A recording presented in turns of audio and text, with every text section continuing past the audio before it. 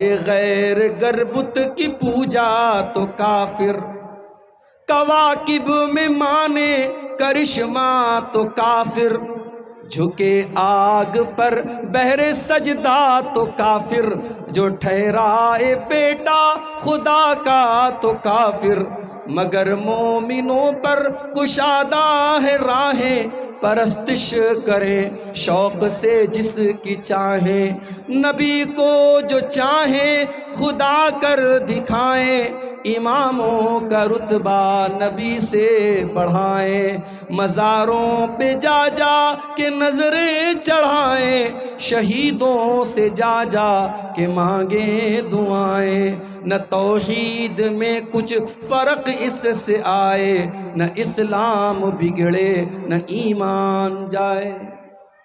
مسلمان کے گھر میں آج شرک ہو رہا ہے۔ میرے بھائیوں، سب سے پہلے اپنے گھروں کو شرک سے پاک کرو۔ میں کہتا ہوں ہمیں اگر اپنے پریوار سے محبت ہے، اپنے بیوی بچوں سے محبت ہے، کیا ہم کبھی گوارا کریں گے کہ ہم تو جنت میں چلے جائیں اور ہمارے بیوی بچے جہنم کی آگ میں چلے جائیں؟ ارے جہنم کی آگ چھوڑ دو، اگر کسی کے بچے کی انگلی کٹ جائے، کسی کی بیوی کو ذرا سی چوٹ لگ جائے، شوہر بے چین ہو جاتا ہے، باپ بے چین ہو جاتا ہے، اپنے بال بچوں کو ہم ذرا سی تکلیف میں نہیں دیکھ سکتے۔ میرے بھائیوں، ہم جہنم کی آگ میں اپنے بچوں کو جلتا ہوا کیسے دیکھ سکتے ہیں؟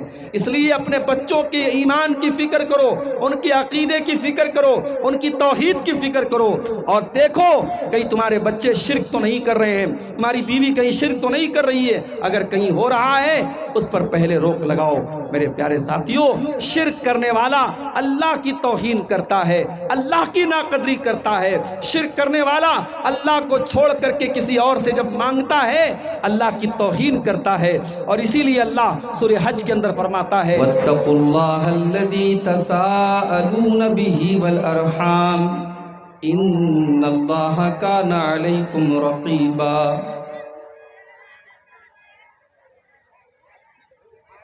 یا ایہا الذین آمنوا اتقوا اللہ وقولوا قولا سدیدا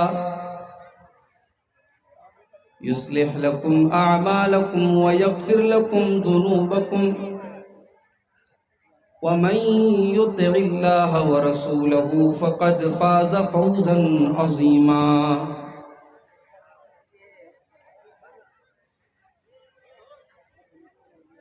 اما بعد فإن خير الحديث كتاب الله وخير الهدي هدي محمد صلى الله عليه وسلم وشر الأمور محدثاتها وكل محدثة بدعة وكل بدعة ضلالة وكل ضلالة في النار۔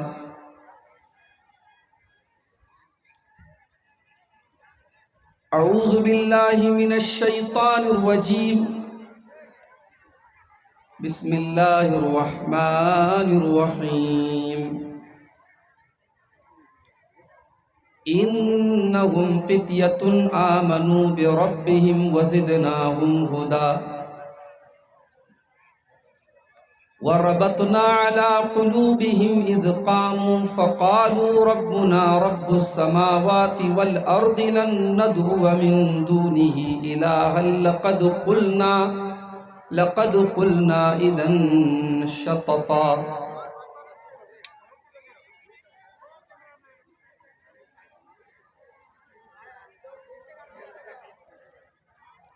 صدر محترم، علماء کرام، محترم بزرگوں، نوجوان ساتھیوں، ماؤں اور بہنوں، پیارے بچوں، آج کی یہ کانفرنس جو آپ کی سرزمین دھنوشا میں بڑے تذک و احتشام کے ساتھ منعقد ہو رہی ہے، اور بہت نامور علماء کرام کو آپ کے بیچ میں لایا گیا ہے، دعا کرتے ہیں اللہ تعالیٰ سے آج کی اس کانفرنس کو ہر معنی میں کامیاب کرے، اور آج کی اس اسٹیج سے کتاب و سنت کی صحیح دعوت لوگوں کے دل و دماغ تک پہنچے، اور لوگوں کو اللہ تعالیٰ کہی گئی باتوں پر عمل کی توفیق عطا فرمائے۔ میرے بھائیوں، مجھے ابھی تقریر کرنا ہے، پھر فوراً نکلنا بھی ہے، بنارس پہنچنا ہے، صبح 7 بجے سے میری کلاس ہے، اور کل رات میں نیپال کے دوسرے حصے میں لمبنی میں ایک پروگرام میں تھا، جمعہ کا خطبہ وہیں ہوا، اور وہاں سے کاٹمنڈو ہوتے ہوئے آپ کے بیچ میں جنک پور سے آیا، بہت سارے اسباب ہوئے، راستے میں تاخیر بھی ہوئی، اور میں ڈائریکٹ ابھی پہنچا ہوں اور سیدھے اسٹیج پر آپ کے سامنے لا کر کے مجھے بٹھایا گیا ہے۔ خطبہ مسنونہ کے بعد سورۃ الکہف کی 2 آیتیں میں نے آپ کے سامنے پڑھی ہیں۔ آج جمعہ کا دن ہے، مجھے امید ہے کہ آپ نے سورہ کہف پڑھی ہوگی، اگر نہیں پڑھی ہے تو پڑھا کیجئے۔ جمعہ کے دن اللہ کے نبی صلی اللہ علیہ وسلم کی حدیث ہے، جو انسان جمعہ کے دن سورہ کہف پڑھتا ہے، اگلے جمعہ تک اللہ تبارک و تعالیٰ اس کو ایک نور عطا کرتا ہے، ایک روشنی عطا کرتا ہے۔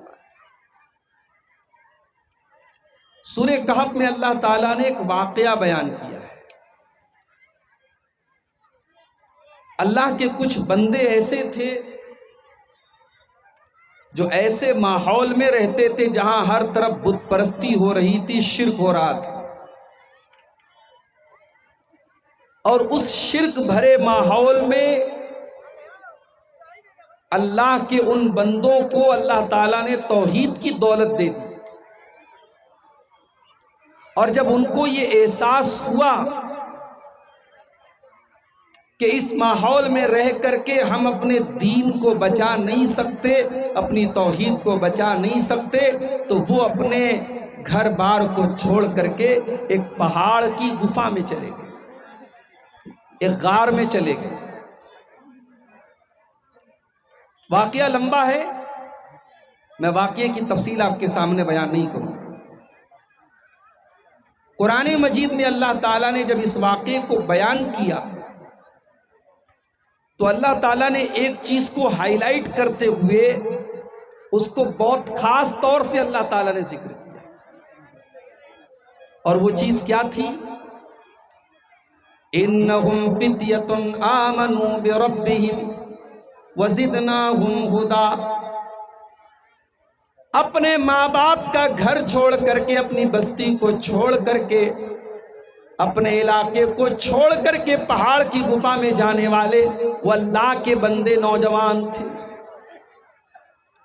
گویا اللہ تعالی مسلمان نوجوانوں کو یہ سبق دے رہا ہے کہ اے مسلمان نوجوانوں، توحید اتنی بڑی دولت ہے اور ایمان اتنی بڑی دولت ہے کہ اس دولت کو بچانے کے لیے، اس دولت کو سنبھالنے کے لیے اللہ کے ان نوجوان بندوں نے اپنے ماں باپ کی دولت کو ٹھکرا دیا، اپنا گھر ٹھکرا دیا، اپنی محلوں کو ٹھکرا دیا، اپنی حویلیوں کو ٹھکرا دیا، اور سب کچھ چھوڑ کر کے پہاڑ کی گفا میں چلے گئے۔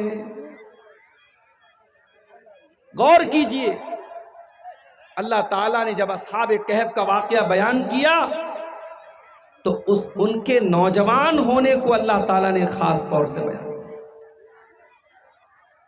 آج ہمارا نوجوان کہاں کھڑا ہے؟ ہماری نوجوان بہنیں کیا کر رہی ہیں؟ ہمارے نوجوان بھائی کیا کر رہے ہیں؟ کون سی ایسی برائی ہے، کون سی ایسی گندگی ہے، کون سا ایسا غلط کام ہے جو آج ہمارا نوجوان جس میں لپت نہیں ہے، جس میں مبتلا نہیں ہے؟ میرے بھائی، نوجوان کیسے ہوتے تھے؟ قرآن کریم میں اللہ تعالیٰ ابراہیم علیہ السلام کا واقعہ بیان کرتا ہے۔ ابراہیم علیہ السلام اپنی قوم کے بتوں کو توڑ دیتے ہیں، بڑے والے کو چھوڑ کر کے باقی سارے بتوں کو توڑ دیتے ہیں۔ اور قوم کے لوگ جب اپنے پتھر کے معبودوں کا یہ حال دیکھتے ہیں تو کیا کہتے ہیں؟ قالوا من فعل هذا بآلهتنا انه لمن الظالمین، کہتے ہیں وہ کون ہے جس نے ہمارے معبودوں کے ساتھ اتنا برا سلوک کیا ہے؟ اے بھائی اب ڈسٹرب مت کرو، جو لگ گیا لگ گیا، اب تقریر کے بعد کسی کو کوئی لگانا نا، بیچ میں کوئی ڈسٹرب مت کرو۔ قالوا سمعنا فتى يذكرهم يقال له ابراہیم، قوم کے لوگوں نے کہا کہ ہم نے ایک نوجوان کو دیکھا ہے جس کا نام ابراہیم ہے اور وہی ان بتوں کی برائی بیان کرتا ہے۔ گویا کہ پتھر کے بتوں کو توڑنے کا کام کرنے والا اور اپنی جان کا رسک لینے والا اور اپنی زندگی کو خطرے میں ڈالنے والا ابراہیم علیہ السلام ایک نوجوان انسان تھے۔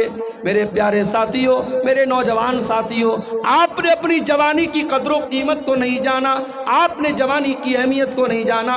جوانی کی عمر میں ابراہیم علیہ السلام اپنی قوم کے بتوں کو توڑ کر کے اپنی جان کو خطرے میں ڈال رہے ہیں۔ ہمارے یہاں تو صاحب کہا جاتا ہے جوانی تو مستانی ہوتی ہے، جوانی تو عیش کرنے کی عمر ہوتی ہے، جوانی تو منمانی کرنے کی عمر ہوتی ہے۔ نہیں میرے بھائی، جوانی انسان کی زندگی کا سب سے قیمتی ٹائم ہوتا ہے۔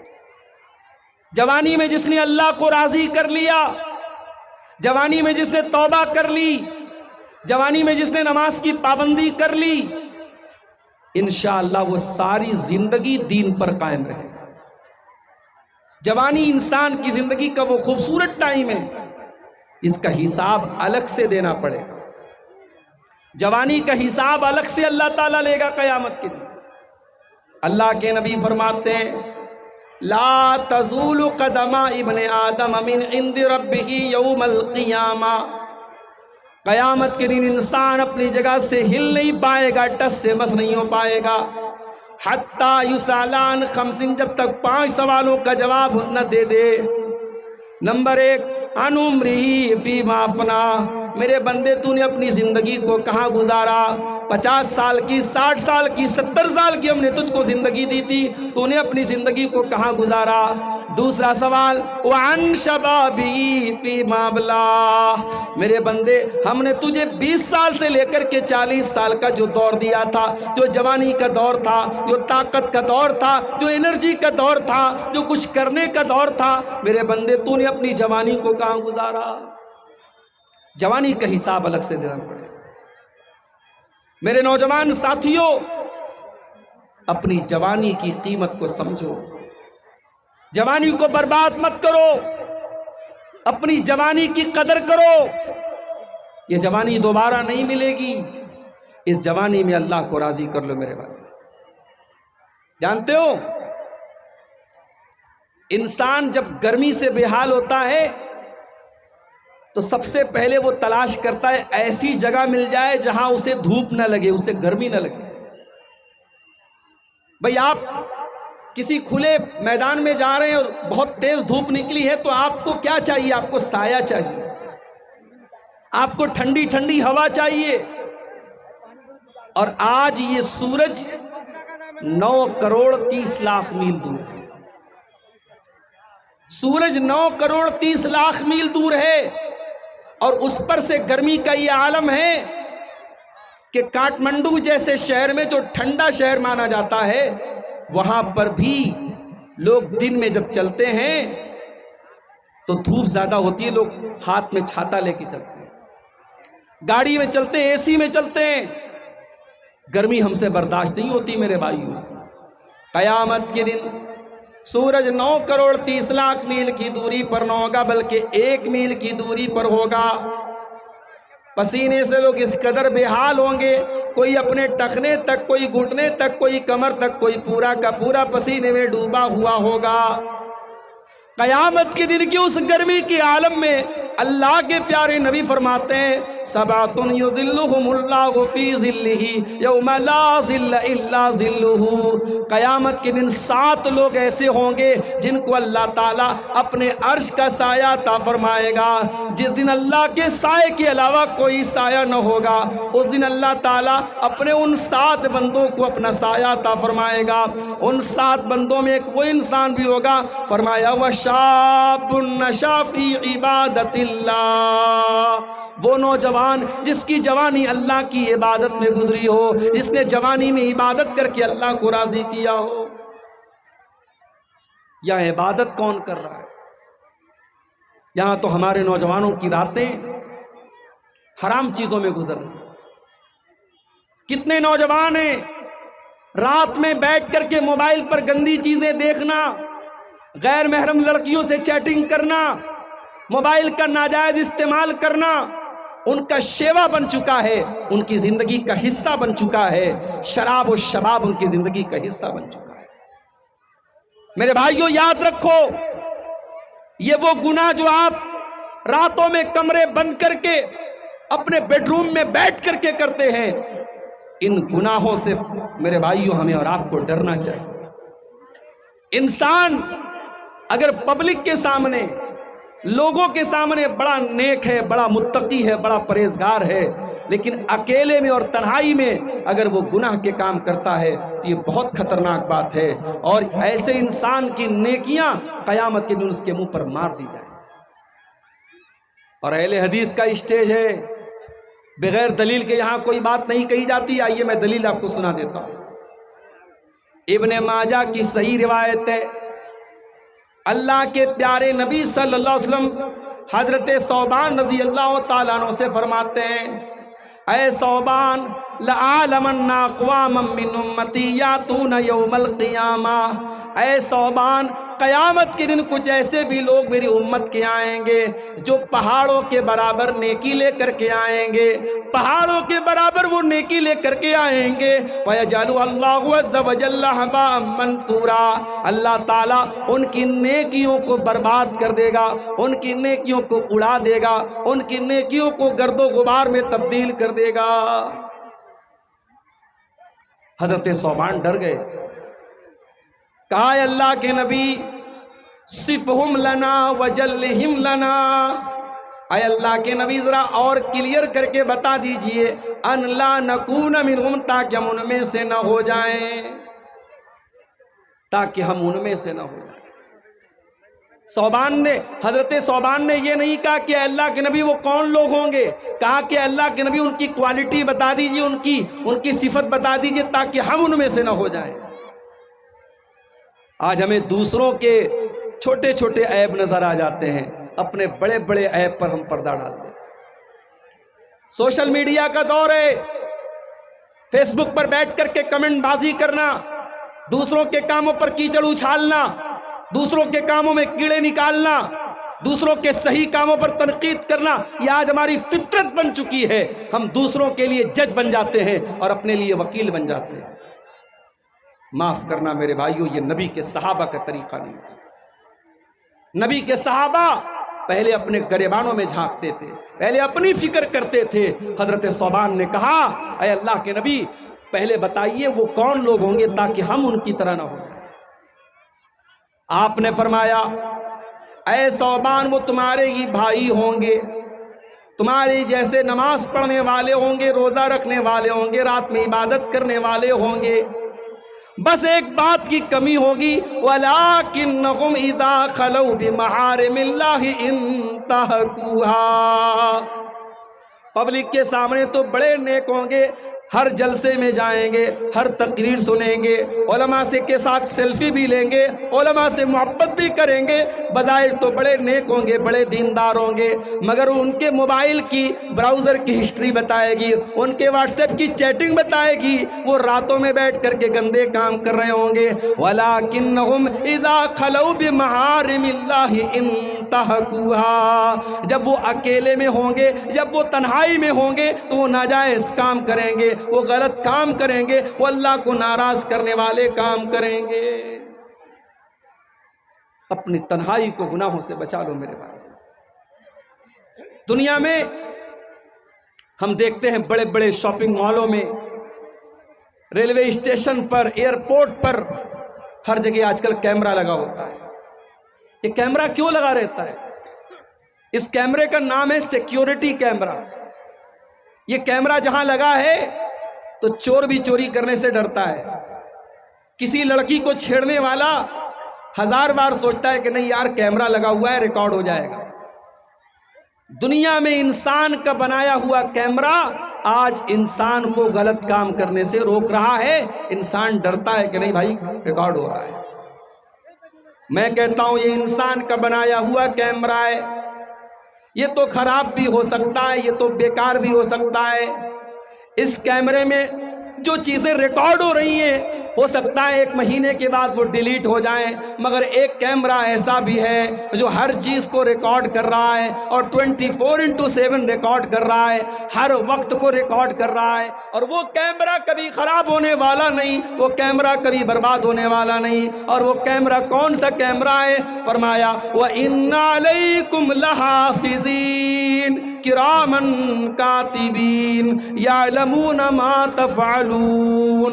میرے بندو، ہم نے تمہارے اعمال کو ریکارڈ کرنے کے لیے کرامن کاتبین کو تمہارے اوپر مقرر کر دیا ہے، جو تمہارے ایک ایک عمل کو ریکارڈ کر رہے ہیں، ایک ایک عمل کو لکھ رہے ہیں۔ ہم جب راستہ چلتے ہیں نا، اب یہ عورتیں بھی جلسے میں ماشاءاللہ آئی ہوئی ہیں، لیکن افسوس کے ساتھ اور معذرت کے ساتھ کہنا پڑتا ہے کہ ہمارے یہاں جلسے میں بھی میلے والا ماحول ہے۔ ادھر جلسہ ہو رہا ہے، ادھر دکانیں لگی ہیں، چوڑی بک رہی ہے، کھلونے بک رہے ہیں، عورتیں اور نوجوان لڑکیاں وہاں پہ کھڑی ہیں، پھر وہاں پہ لڑکے بھی کھڑے ہیں اور صاحب تماشا بنا کے بیٹھے۔ ہمارے منتظمین سے بھی میں بڑے ادب کے ساتھ کہنا چاہتا ہوں، میں بہار کے جلسوں میں بھی جاتا ہوں، بعض جگہوں پر لوگوں نے سختی کی، جلسے کے پہلے اعلان کر دیا کوئی میلہ ویلا نہیں لگے گا، کوئی دکان نہیں لگے گی۔ 2-4 جگہوں پر ایسا کیا گیا، اس کا اثر بھی ہوا ہے۔ آپ کے نیپال میں دیکھتا ہوں جہاں بھی جلسہ ہوتا ہے وہاں میلے وغیرہ ضرور لگتے ہیں، اس پر آپ کو تھوڑا روک لگانے کی ضرورت ہے۔ اب عورتیں جا رہی ہیں راستے میں، اب آپ گزر رہے ہیں وہاں سے، اب آپ بظاہر آپ کی نظر سامنے ہے، مگر کنکھیوں سے آپ کہیں اور دیکھ رہے ہیں، آپ کی کنکھی نگاہیں کہیں اور ہیں، آپ کی نظر ان عورتوں پر پڑ رہی ہے، لیکن بظاہر ایسا لگ رہا ہے کہ آپ سامنے دیکھ رہے ہیں۔ اس کو کہتے ہیں نگاہوں کی چوری۔ اللہ قرآن میں کہتا ہے یعلم خائنۃ الاعین وما تخفی الصدور۔ اللہ کا کیمرہ اتنا شاندار ہے، اللہ کا کیمرہ تو یہ بھی دیکھ رہا ہے کہ تمہاری نظر کہاں پڑ رہی ہے، تم آنکھوں کی چوری کرتے ہو تو اللہ اس کو بھی جانتا ہے۔ وما تخفی الصدور، تمہارے سینے میں کیا چل رہا ہے اللہ کو وہ بھی پتا ہے، تمہارے دل میں کیا چل رہا ہے، تمہارے دماغ میں کیا چل رہا ہے اللہ کو وہ بھی معلوم ہے۔ اللہ کا ڈر آج ہمارے نوجوانوں کے اندر سے نکل رہا ہے۔ میرے ہمارے نوجوان آج بڑی تعداد میں شرک کر رہے ہیں، غیر اللہ کے آگے سر جھکا رہے ہیں۔ کتنی ہماری عورتیں ہیں، بچہ بیمار ہو گیا، کسی ڈھونگی بابا کے پاس، کسی اوجھا کے پاس، کسی شرکیہ منتر پڑھنے والے کے پاس جا کر کے اپنے بچے کو دم کروا رہی ہیں، بچے کے گلے میں تعویذ ڈلوا رہی ہیں۔ آج مسلمان کے گھر میں شرک ہو رہا ہے، اس سے بڑا پاپ کوئی اور نہیں ہو سکتا میرے بھائی۔ دنیا کا سب سے بڑا پاپ شرک ہے، اور آج ہمارے مردوں کے اندر بھی اور عورتوں کے اندر بھی شرک ہو رہا ہے۔ اور یہ پیشن گوئی اللہ کے نبی نے بیان کی تھی کہ میری امت کے اندر ایسے حالات بھی آئیں گے، میری امت کے اندر شرک کیا جائے گا۔ آپ نے فرمایا لا تقوم الساعة حتى تلحق قبائل من امتی بالمشرکین وحتى يعبدوا الاوثان۔ قیامت اس وقت تک نہیں آئے گی جب تک میری امت کے اندر شرک نہ ہونے لگے گا، میری امت کے اندر بتوں کی پوجا نہ ہونے لگے گی۔ اور مولانا الطاف حسین حالی نے 100-125 سال پہلے بڑا صحیح نقشہ کھینچا تھا۔ 100 سال گزر گئے مگر ایسا لگتا ہے مولانا حالی نے آج کے حالات کو سامنے رکھ کر کے یہ نقشہ کھینچا تھا۔ بہت سارے کام ہمارے غیر مسلم بھائی کرتے ہیں، ان کے مندروں میں ہوتا ہے، ان کے عبادت گاہوں میں ہوتا ہے، ہم کہتے ہیں صاحب یہ غلط ہو رہا ہے، شرک ہو رہا ہے، اور وہی کام مسلمان مزاروں پہ جا کے کرتا ہے اور قبروں پہ جا کے کرتا ہے، اس کو صحیح کہتا ہے۔ مولانا حالی کہتے ہیں کرے غیر گر بت کی پوجا تو کافر، کواکب میں مانے کرشمہ تو کافر، جھکے آگ پر بہر سجدہ تو کافر، جو ٹھہرائے بیٹا خدا کا تو کافر، مگر مومنوں پر کشادہ ہے راہیں، پرستش کریں شوق سے جس کی چاہیں، نبی کو جو چاہیں خدا کر دکھائیں، اماموں کا رتبہ نبی سے بڑھائیں، مزاروں پہ جا جا کے نظریں چڑھائیں، شہیدوں سے جا جا کے مانگیں دعائیں، نہ توحید میں کچھ فرق اس سے آئے، نہ اسلام بگڑے نہ ایمان جائے۔ مسلمان کے گھر میں آج شرک ہو رہا ہے۔ میرے بھائیوں، سب سے پہلے اپنے گھروں کو شرک سے پاک کرو۔ میں کہتا ہوں ہمیں اگر اپنے پریوار سے محبت ہے، اپنے بیوی بچوں سے محبت ہے، کیا ہم کبھی گوارا کریں گے کہ ہم تو جنت میں چلے جائیں اور ہمارے بیوی بچے جہنم کی آگ میں چلے جائیں؟ ارے جہنم کی آگ چھوڑ دو، اگر کسی کے بچے کی انگلی کٹ جائے، کسی کی بیوی کو ذرا سی چوٹ لگ جائے، شوہر بے چین ہو جاتا ہے، باپ بے چین ہو جاتا ہے، اپنے بال بچوں کو ہم ذرا سی تکلیف میں نہیں دیکھ سکتے۔ میرے بھائیوں، ہم جہنم کی آگ میں اپنے بچوں کو جلتا ہوا کیسے دیکھ سکتے ہیں؟ اس لیے اپنے بچوں کے ایمان کی فکر کرو، ان کے عقیدے کی فکر کرو، ان کی توحید کی فکر کرو، اور دیکھو کہیں تمہارے بچے شرک تو نہیں کر رہے ہیں، تمہاری بیوی کہیں شرک تو نہیں کر رہی ہے۔ اگر کہیں ہو رہا ہے اس پر پہلے روک لگاؤ۔ میرے پیارے ساتھیوں، شرک کرنے والا اللہ کی توہین کرتا ہے، اللہ کی ناقدری کرتا ہے۔ شرک کرنے والا اللہ کو چھوڑ کر کے کسی اور سے جب مانگتا ہے، اللہ کی توہین کرتا ہے۔ اور اسی لیے اللہ سورہ حج کے اندر فرماتا ہے، ایک بڑی پیاری مثال دیتے ہوئے اللہ فرماتا ہے، یا ایھا الناس ضرب مثل فاستمعوا لہ، اے لوگو اللہ تعالیٰ ایک مثال دے رہا ہے، غور سے سنو۔ ان الذین تدعون من دون اللہ لن یخلقوا ذبابا، تم اللہ کو چھوڑ کر کے جن کو پکارتے ہو وہ ایک مکھی پیدا کرنے کی طاقت بھی نہیں رکھتے۔ وَإِن يَسْلُبْهُمُ الذُّبَابُ شَيْئًا لَا يَسْتَنقِذُوهُ مِنْهُ، اور مکھی اگر ان کی کوئی کھانے پینے کی چیز لے کر کے چلی جائے، وہ مکھی سے وہ چیز چھین نہیں سکتے ہیں۔ ضعف الطالب والمطلوب، مانگنے والا بھی کمزور ہے اور جس سے مانگا جا رہا ہے وہ بھی کمزور ہے۔ کمزور سے مانگ رہا ہے، بندہ بندے سے مانگ رہا ہے۔ ما قدر اللہ حق قدرہ، او لوگو تم نے اللہ کی قدر نہ کی جیسی کرنی چاہیے تھی۔ شرک کرنے والا اللہ کی ناقدری کرتا ہے، اللہ کی توہین کرتا ہے۔ اس لیے سب سے پہلے میرے بھائیوں اپنی توحید کی حفاظت کرو، اپنے دین کی حفاظت کرو۔ ہمارا نوجوان ایک بڑی تعداد میں آج ہمارے نوجوانوں کی ایک بڑی تعداد ایسی ہے جن کی زندگی کا کوئی مقصد نہیں ہے۔ ان کی زندگی کا صرف 3 مقصد ہے، کھاؤ پیو انجوائے کرو۔ کھانا پینا اور انجوائے کرنا یہ زندگی کا مقصد بنا کے بیٹھے ہیں۔ معاف کرنا میرے بھائی، کھانا پینا اور انجوائے کرنا یہ ہماری زندگی کا مقصد نہیں ہے۔ اگر یہ مقصد ہوتا تو پھر ہمارے اور جانوروں کے بیچ میں کیا فرق ہے؟ جانور بھی اپنی شہوت پوری کرتا ہے، جانور بھی کھاتا ہے پیتا ہے، اور جانور بھی موج مستی کرتا ہے۔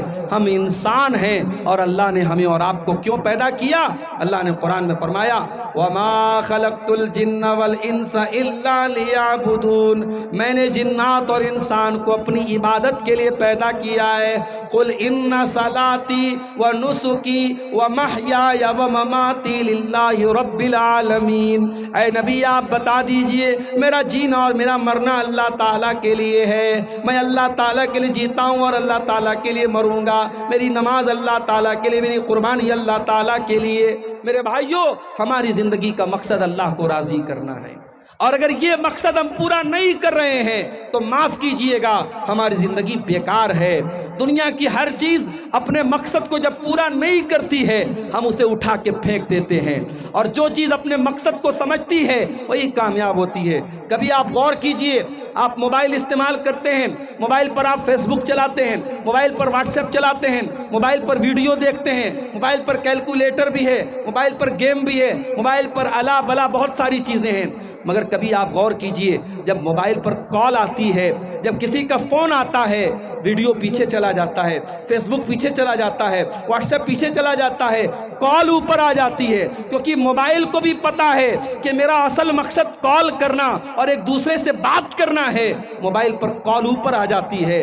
میرے بھائیوں، کیا یہ افسوس کی بات نہیں ہے کہ ایک موبائل کو تو پتا ہے کہ میرا مقصد ہے، میرا مقصد کیا ہے، میری تخلیق کا مقصد کیا ہے، مجھے کیوں بنایا گیا ہے؟ اور اس سے بڑھ کے بدنصیبی کیا ہوگی کہ انسان کو اپنی زندگی کا مقصد نہ پتا ہو اور انسان صرف کھانے، کمانے اور انجوائے کرنے اور موج مستی کرنے میں اپنی زندگی گزار دے۔ میرے نوجوان ساتھیوں، اپنی زندگی کے مقصد کو پہچانیں اور آگے بڑھیے۔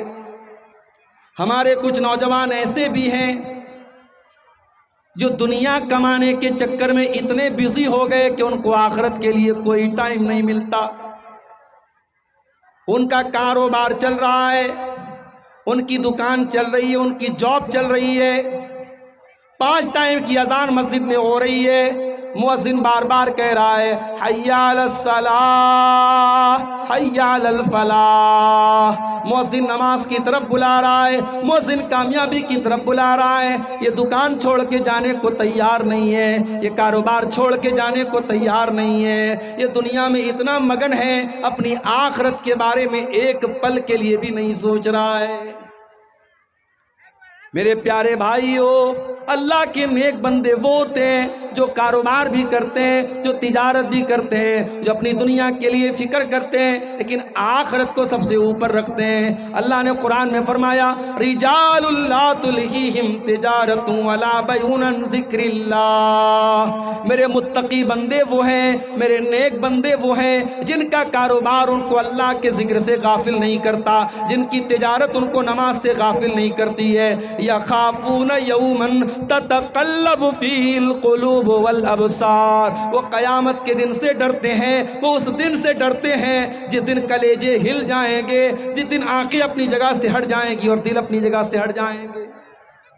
قیامت کے دن کا ڈر اگر دل میں ہوگا میرے بھائیوں، انسان آخرت کی فکر کرے گا، انسان دنیا کے لیے دنیا کے اندر اتنا ڈوب نہیں جائے گا کہ آخرت کو بھول جائے۔ آج افسوس کی بات ہے، ہمارے بہت سارے نوجوان ایسے ہیں، ان کے پاس دنیا کی بڑی نالج ہے، ان سے آپ پالیٹکس کی بات کر لو بڑی نالج ہے، دنیا کی باتیں پوچھ لو بڑی نالج ہے، کرکٹ کے بارے میں پوچھ لو بہت جانکاری ہے، بالی ووڈ کی فلموں کے بارے میں پوچھ لو بہت جانکاری ہے، مگر نماز کا طریقہ پوچھ لو نہیں معلوم۔ کتنے نوجوان ایسے ہیں باپ مر جائے، باپ کے جنازے پر کھڑے ہو کر کے جنازے کی نماز پڑھنے کا طریقہ بھی ان کو نہیں آتا ہے، ان کو جنازے کی دعائیں بھی نہیں آتی ہے۔ میرے پیارے ساتھیوں، اس سے بڑھ کے بدنصیبی کیا ہو سکتی ہے؟ ایک مسلمان اس قدر دین سے دور ہو، اسے اپنے دین کا بیسک علم بھی نہ ہو، اس سے بڑھ کے بدنصیبی کیا ہو سکتی ہے؟ اللہ قرآن میں کہتا ہے یعلمون ظاہرا من الحیات الدنیا وہم عن الآخرۃ ہم غافلون، کچھ لوگ ایسے ہوتے ہیں جو دنیا کے بڑے جانکار ہوتے ہیں، دنیا کی بڑی نالج ان کے پاس ہوتی ہے لیکن آخرت سے بالکل دور ہوتے ہیں، بالکل غافل ہوتے ہیں۔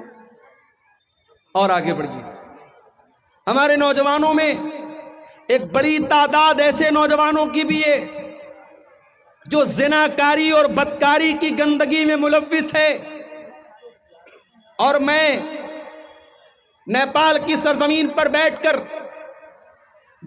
بہت اعتماد کے ساتھ یہ بات کر رہا ہوں کہ آج ہمارے نوجوان لڑکے اور لڑکیوں کو زناکاری اور بدکاری کے گڈھے کی طرف لے کے جایا جا رہا ہے۔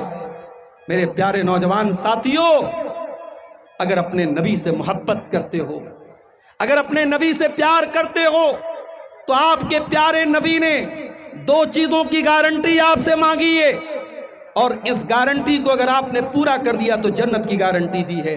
اللہ کے پیارے نبی کیا فرماتے ہیں؟ من یضمن لی ما بین لحیہ وما بین رجلیہ اضمن لہ الجنہ، جو مجھے اپنی زبان کی گارنٹی دے دے اور جو مجھے اپنی شرمگاہ کی گارنٹی دے دے، میں اسے جنت کی گارنٹی دیتا ہوں۔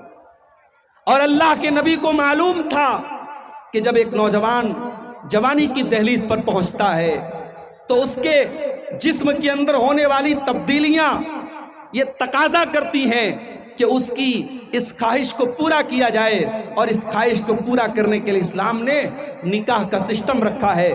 اسی لیے اللہ کے نبی نے نوجوانوں کو خطاب کرتے ہوئے فرمایا، یا معاشر الشباب من استطاع منکم الباءۃ فلیتزوج، اے نوجوانوں جب تم شادی کے قابل ہو جاؤ، جب تم شادی کی ذمہ داری اٹھانے کے قابل ہو جاؤ تو تم نکاح کر لو۔ جب تم شادی کر لو گے، جب تم نکاح کر لو گے، فإنہ غض للبصر واحسن للفرج، تو تمہاری آنکھیں جھک جائیں گی اور تمہاری شرمگاہ کی حفاظت ہو جائے گی۔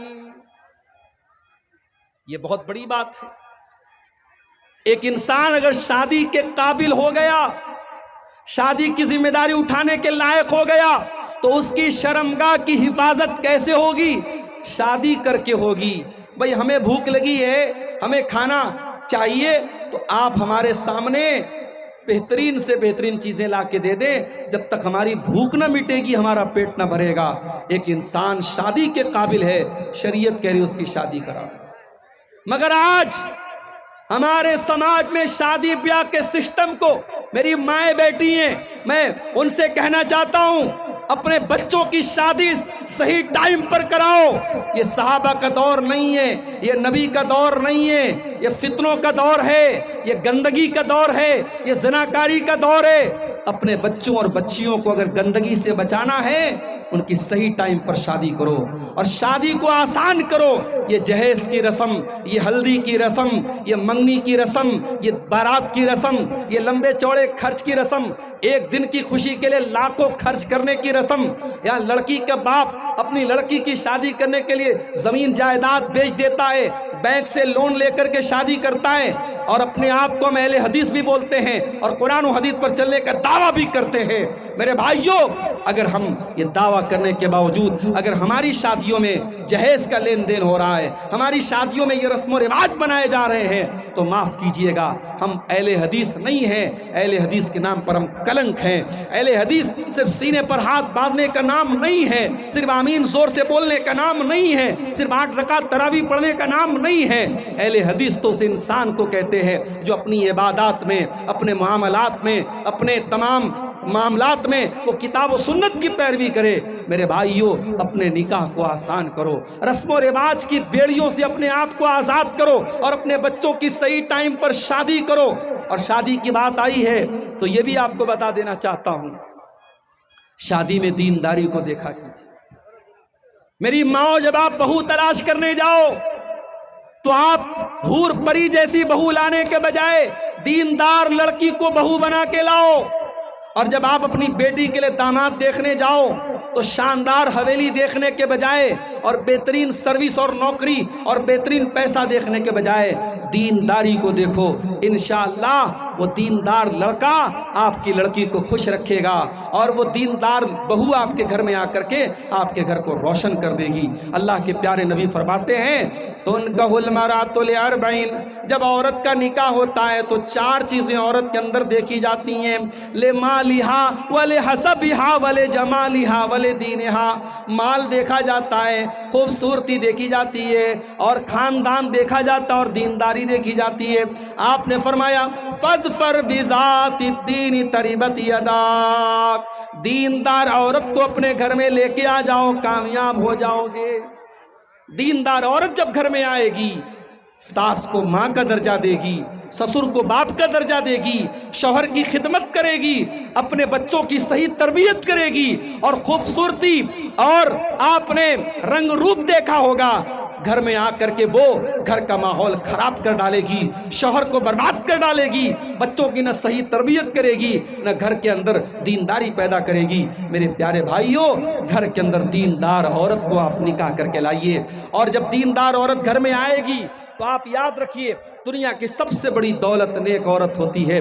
اللہ کے نبی فرماتے ہیں الدنیا متاع و خیر متاع الدنیا المرأۃ الصالحہ، دنیا کی سب سے قیمتی دولت نیک عورت ہوتی ہے۔ اور نیک عورت کی پہچان کیا ہوتی ہے؟ نبی سے پوچھا گیا اے اللہ کے نبی سب سے بہترین عورت کون سی ہے، سب سے اچھی عورت کون سی ہے؟ اللہ کے نبی نے فرمایا کہ بہترین عورت وہ ہے جس کے اندر 3 چیزیں پائی جاتی ہیں۔ بہترین عورت کی نشانی 3 چیزیں ہیں، التی تسرہ اذا نظر وتطیعہ اذا امر ولا تخالفہ فی نفسہا ومالہ بما یکرہ۔ بہترین عورت وہ ہے شوہر دیکھے تو خوش ہو جائے۔ یہ جلسے میں بن سنور کے جا رہی ہیں، یہ شادیوں میں میک اپ کر کے جا رہی ہیں، یہ فنکشنز میں یہ گھومنے پھرنے کے لیے سج سنور کے جا رہی ہیں، اور شوہر کے لیے کبھی اپنے آپ کو سجایا نہیں، کبھی اپنے آپ کو سنوارا نہیں۔ اگر ایسی عورتیں یہ شکایت کرتی ہیں کہ میرا شوہر میری طرف دھیان نہیں دیتا، میرا شوہر مجھ سے محبت نہیں کرتا، میرے شوہر کو میری پرواہ نہیں ہے، تو ایسی عورتوں کی شکایت فضول ہے۔ اللہ کے نبی کہہ رہے ہیں کہ شادی شدہ عورت اپنے شوہر کے لیے میک اپ کرے، اپنے شوہر کے لیے سجے اور سنورے، التی تسرہ اذا نظر، جب شوہر دیکھے تو خوش ہو جائے۔ اور دوسری چیز کیا ہے؟ وَتُطِيعُهُ اذا امر، جب شوہر کوئی بات کہے تو بیوی بات مانے، بیوی شوہر کی فرما بردار ہو۔ میری مائیں بہنیں غور سے سن لیں، بعض عورتیں ایسی ہوتی ہیں ہر جلسے میں جاتی ہیں، ہر تقریر سنتی ہیں، ہر پروگرام میں جاتی ہیں، جمعہ کے خطبے میں جاتی ہیں، بڑی نیک ہوتی ہیں، بڑی دیندار ہوتی ہیں، مگر شوہر کی ایک بات نہیں مانتی، شوہر کے ساتھ عزت سے بات تک نہیں کرتی، شوہر کو اپنی انگلی پر نچانے کا کام کرتی ہیں۔ ایسی عورتیں کان کھول کر کے سن لیں، ایک شادی شدہ عورت جب تک اپنے شوہر کی بات نہ مانے، اس کی اطاعت نہ کرے، اس کو خوش نہ رکھے، وہ جنت میں نہیں جا سکتی ہے۔ اللہ کے نبی نے فرمایا کہ یہ دوسری نشانی ہے کہ عورت اپنے شوہر کی بات مانے۔ اور تیسری نشانی کیا ہے؟ کہ جب شوہر کی کے مال کی اور اپنے عزت و آبرو کی حفاظت کرے، کوئی ایسا کام نہ کرے اپنے بارے میں جو شوہر کو برا لگے، اور شوہر کے مال کو بے تحاشا خرچ نہ کرے۔ تو میرے بھائیوں، نکاح کے موقع پر آپ دینداری کو ترجیح دیجئے۔ اور میں یہاں یہ بھی بتا دیتا ہوں آپ کو، بعض لوگ کیا کرتے ہیں صاحب، بیٹی کی شادی ایسے پریوار میں کرتے ہیں، لڑکا شرابی ہے، لڑکا بدکار ہے، لڑکا قبر پرست ہے، اور یہ اپنی بیٹی کی شادی اس لڑکے سے کرتا ہے۔ اور پوچھو کیوں کرتا ہے؟ تو کہتے صاحب لڑکے کا خاندان بڑا اچھا تھا، لڑکے کا گھر بہت اچھا تھا، لڑکا سرکاری نوکری میں تھا، لڑکا بہت پیسے والا تھا۔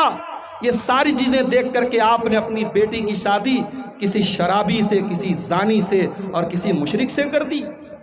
میرے بھائیوں، ایک بکری کا بچہ بھی ہم پالتے ہیں اور کبھی اسے بیچ دیتے ہیں تو سوچتے ہیں کہ اس کو ہم نے بڑی محبت سے پالا ہے، ایسے انسان کو بیچے اس بکری کے بچے کو کہ اوپر ظلم نہ کرے۔ جانور کے اوپر بھی ہم ترس کھاتے ہیں، اپنی پھول جیسی بچیوں کو پالتے ہو، پوستے ہو، ان کے ہر شوق اور ارمان پورے کرتے ہو، اور جب وہ بیٹی شادی کے قابل ہو جائے تو کسی بھی ایرے غیر نتو خیرے کے حوالے کر دیتے ہو، کسی شرابی کے حوالے کر دیتے ہو، کسی زانی کے حوالے کر دیتے ہو۔ معاف کرنا میرے بھائیوں، تم سے اچھے تو عرب کے وہ لوگ تھے جو اپنی بیٹیوں کو پیدا ہونے کے بعد زمین میں زندہ گاڑ دیتے تھے، آپ نے جوان ہونے کے بعد اپنی بیٹیوں کو جہنم میں ڈالا ہے۔ نہیں میرے بھائیوں، جب بیٹیوں کا رشتہ دیکھنے جاؤ تو شرابی اور زانی سے اپنی بیٹیوں کا رشتہ نہ کرو۔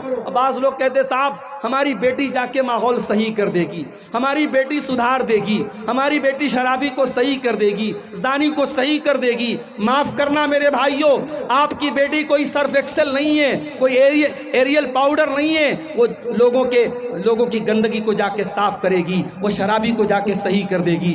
میں نے روتے ہوئے دیکھا ہے بیٹیوں کو، ماں باپ کی غلطی کی سزا بیٹیوں کو روتے ہوئے اور بھگتتے ہوئے میں نے دیکھا ہے۔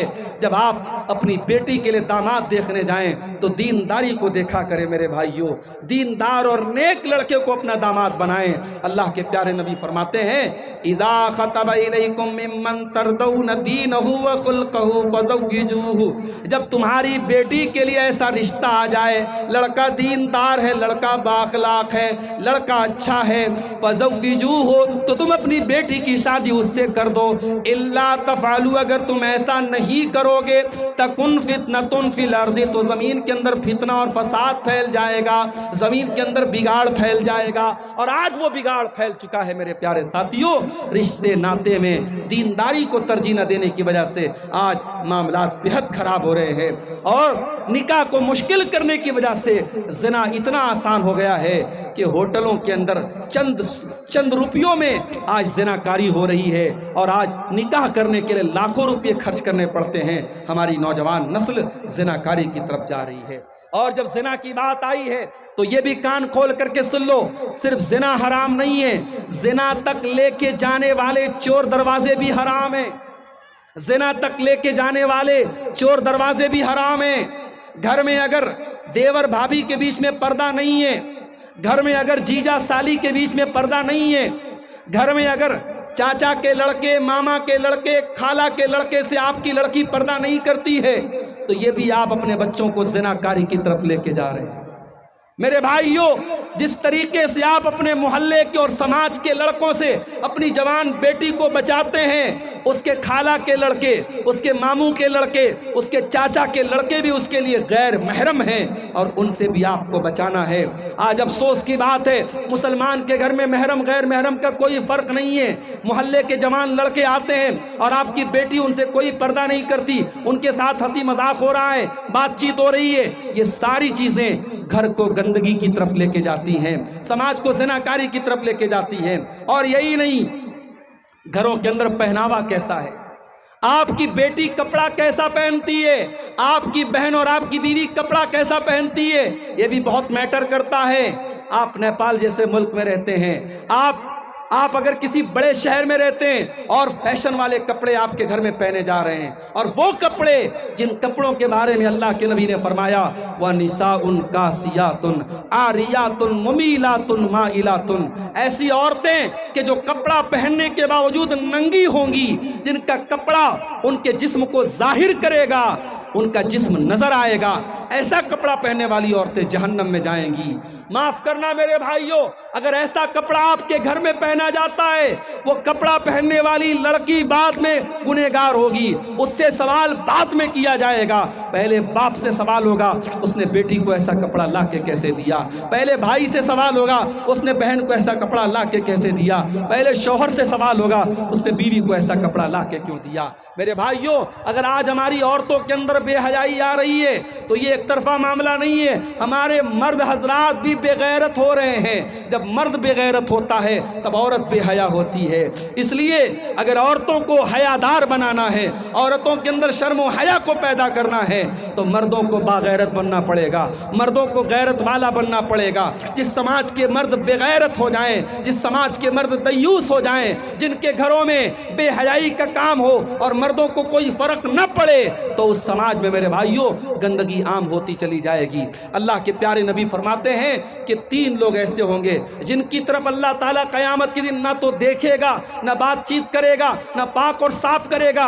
ان 3 لوگوں میں کوئی انسان بھی ہوگا، الدیوس الذی یقر فی اہلہ الخبث، وہ بے غیرت انسان، وہ دیوس انسان، وہ بے شرم انسان جس کے گھر میں غلط کام ہو رہا ہو اور اس کو کوئی فرق نہ پڑتا ہو، اس بے غیرت سے بھی اللہ تعالیٰ قیامت کے دن ناراض ہو جائے گا۔ تو میرے بھائیوں، زناکاری اور بدکاری سے اگر اپنے گھروں کو بچانا ہے تو ہمیں اور آپ کو اپنے اندر غیرت پیدا کرنی ہوگی، اور گھر کی عورتوں کو شرم و حیا سے آراستہ کرنا پڑے گا۔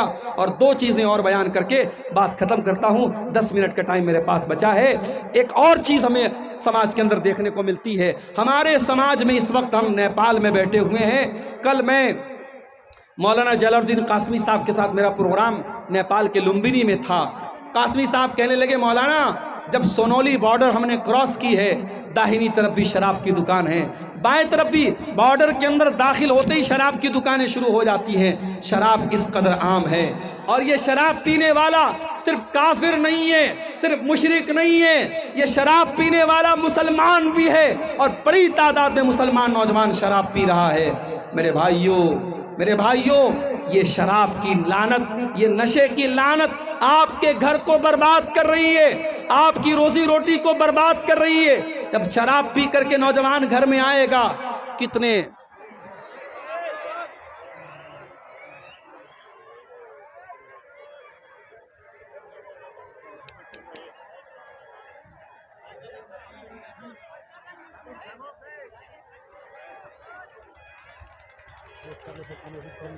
हाँ बस बस ठीक,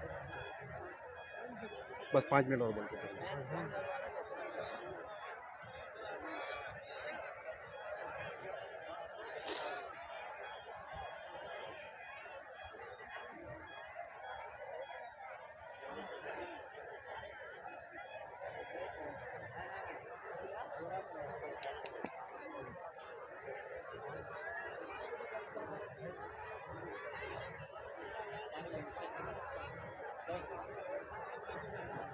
नहीं नहीं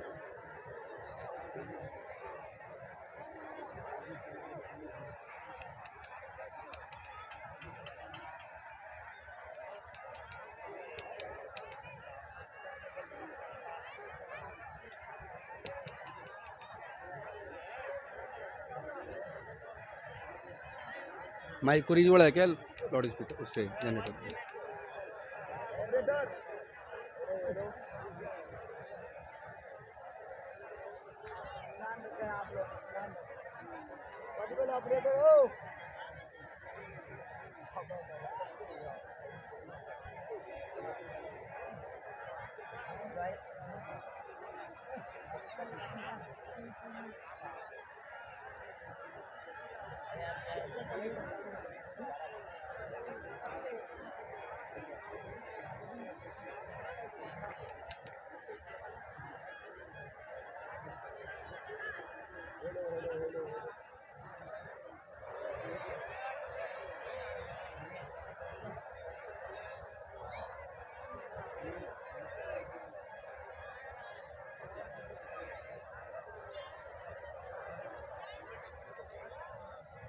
कहा था मैं पंखा लगाओ, आप वहाँ पर भी पंखा लगाओ मशीन के पास।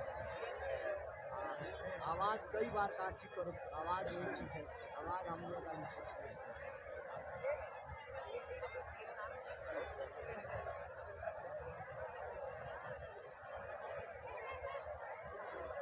जोड़ा हो गया जी जी जी मेरे यहाँ भी जाने की कोशिश करते हैं, इंशाअल्लाह।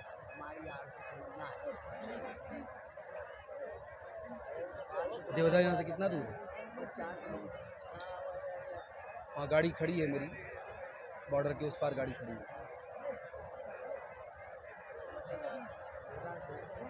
मैं 60% जोधे के ही हमारे अच्छा एक कस्बा दूसरी। हाँ एक जोड़ा 3 पंचायत पड़ी। क्या शायद ख़त्म कर दें, क्या करें? अल्हम्दुलिल्लाह। क्या मामला है? ये बद इंतज़ामी है ना, ये तो पता रहा होगा कि लाइट कट सकती है, तो उसका इंतज़ाम करके रखना चाहिए। जाने के लिए जनरेटर बनाए तो इनको यहाँ सही नहीं रहता है मोबाइल।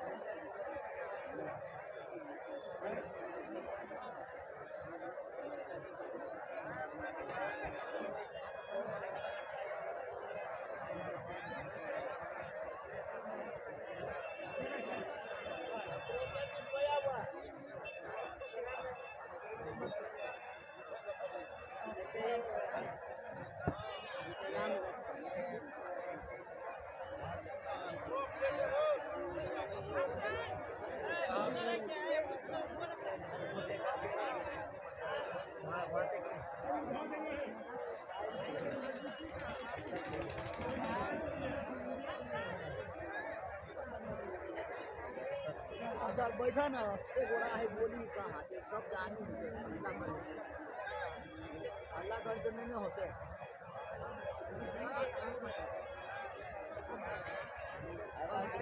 सब नहीं बोले अब तक